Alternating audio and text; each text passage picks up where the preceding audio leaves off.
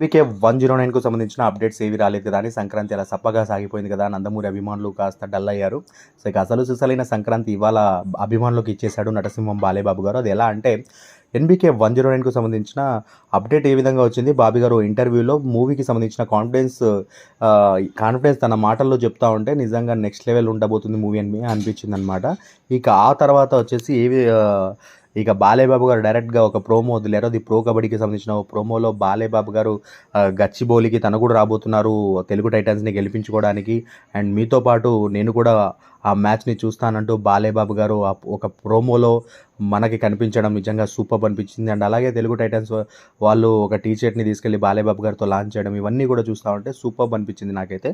And ఇక అసలు సిసలైన సంక్రాంతి ఇవాళ బాలయ్యబాబు గారు అభిమానులకు ఇచ్చేసారనిపించింది. అండ్ దాంతోపాటు హనుమాన్ మూవీకి సంబంధించిన అంటే బాలయ్యబాబు గారు చూశారు కదా, మూవీకి సంబంధించి డైరెక్టర్ని అప్రిషియేట్ చేస్తూ మాట్లాడినటువంటి వీడియో కూడా ఒకటి వైరల్గా మారింది. సో అన్నీ కావాల్సినంత బూస్టప్ అయితే అసలు సిసలైన సంక్రాంతి ఇవాళ చేశాడు అభిమానులకు బాలయ్యబాబు గారు.